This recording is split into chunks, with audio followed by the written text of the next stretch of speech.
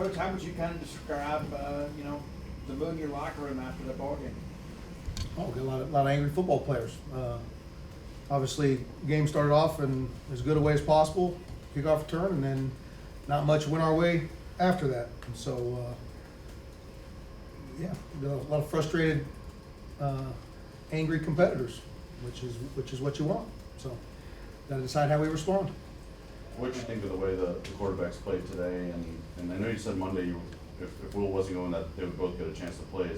Were you going to split up by drives, or what was kind of the approach with how you use them? No, we knew we were going to give Chris a start, but it was probably very likely against that defense and the need for some quarterback run, right, that there's going to be situations where both guys are going to play. And then obviously, with the 2 picks kind of early on there for Chris, again, you're a true freshman making your first career start in this environment against that D-line. That's a lot different than opening up against an FCS team or something like that, right? So to have them 2 interceptions, to then throw him back out there, right? I think you got to give him a chance. Get on the sideline, let coaches talk to him. We would go Mike in there, and we were moving the ball a little bit. Didn't result in points down there in the red zone, but just the fact that we were able to move the ball, kind of calm it down a little bit for Chris, and then Mike took a couple hits there later in the game where he was just starting to not move as well, and so got Chris back in there. Going off there, you guys haven't scored an offensive touchdown in 2 games now. How much is that because of the struggles just at quarterback and the lack of consistency at that position? Well, that's certainly a big part of it. Feel good about Will's health progress, and so I believe we have an opportunity to get him back this coming week, depending on what the newest doctor's appointment and evaluation says. But yes, obviously not having your starting quarterback leads to struggles. Now either way, you can't turn the ball over 4 times, and then we obviously went for it on 4th down there and didn't get it either. So it's really like 5 turnovers. I mean, you're not gonna beat a good football team doing that. And offensive coaches are working really hard and trying to find a way to get it to our best players and find ways to manufacture points. Well, obviously we got to keep working. Coach, you talking about quarterback depth. They had a 13 quarterback tonight too. I mean, what are the challenges that he brought, and why do you think they were so successful offensively against your defense? Well, they did a good job of running the football. Had over 200 rushing yards, and then obviously a lot of it was, not a lot, but early on, quite a few quarterback design runs that you didn't necessarily see on film with the previous 2 guys. I mean, you see them here and there, but not as their bread and butter. So yeah, it kind of turned into a quarterback run, and then obviously play action shots off of that as you start to get a lot of low hats in there. But they out physicaled us, and they ran the ball pretty consistently all night. So, and then the few times we got them in 3rd and long, gave up a couple of them 3rd and long conversions. You got to find a way to get off the field there so that way you can stop the drive. You guys close out the year now with 2 home games here in the regular season. I guess just what's your message to the fans? Why you guys have confidence that in the last 2 games is going to be a better performance than what you guys had today? Well, again, I think we have to be better performance in the day, right? I mean, simply put, fans ought to be frustrated, right? I mean, I can guarantee you, no one's more frustrated and angry with that result than the players and the coaches, right? So we have an extremely passionate fan base, right? They've done a tremendous job of supporting the team and creating great environments at home all year long. Simply put, we have 2 more opportunities, right? And I believe that this team is going to respond and get back to work, and hopefully we get a few guys back as well. But yeah, it should be frustrating. Our job is to put a product on the field that the fans are excited about and proud of. So simply put, right now, we need to do everything better. We need to play better. We need to coach better. Ain't no denying that. Going back to you mentioning that may get Will back this or next week, and I asked you sort of this early in the week, and you said best players will play in terms of managing the end of the year. with the quarterback position in particular, how do you sort of manage that now with Will coming back in that? I mean, I guess balancing that with maybe the betterment of the program going forward. Right? If that makes sense.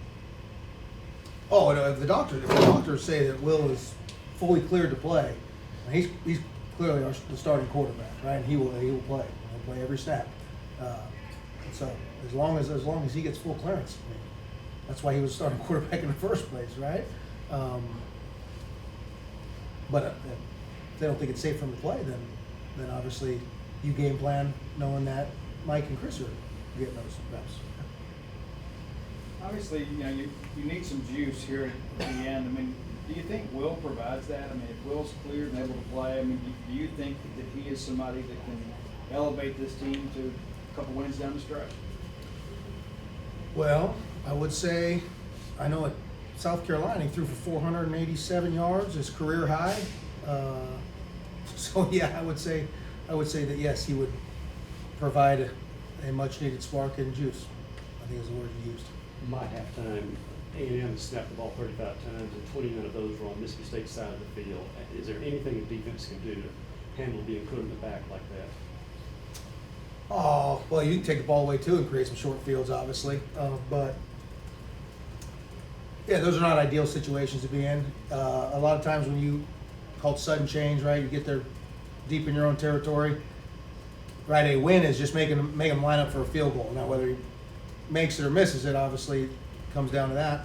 But so the defense, a few times there in that first half, found themselves in them sudden change situations. I think one time they got off the field with maybe no points, and then one time was a field goal. But we certainly allowed them to have too much offensive success and be efficient and move the ball downfield. So. I don't know what the final number was, but it seemed like you guys had a lot of pre-snap penalties today compared to games recently. Mm-hmm. Well, what do you think? Was it the crowd that really contributed to that, or was it just the players not executing? No, I think they stem in their defense, right? Which every defense does, and I think when you're facing really talented players who you want to get off on the snap, right, and then all of a sudden, so you're a little bit too on edge, and then when they stem on you, plus there's 100,000 people, you have some of those penalties. But our job is to replicate that in practice and prepare them for that, to make sure that when you actually get under the lights and in the environment, you trust your training and you don't do that. And so clearly we're going to need to spend more time stemming on them in practice and giving them more of that so we can have them best prepared as possible.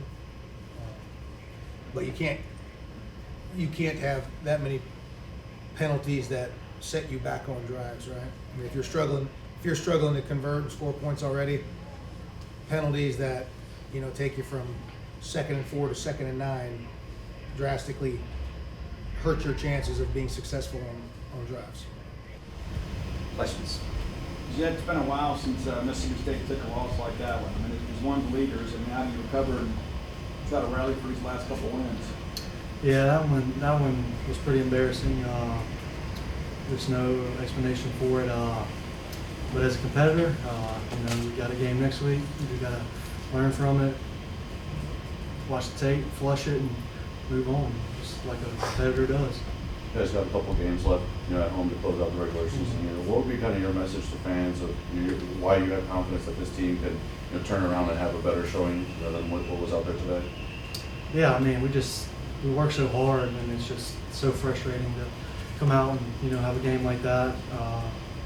Defensively for sure, and it's two Mississippi teams, and so we're proud of the state, and obviously the Egg Bowl speaks for itself.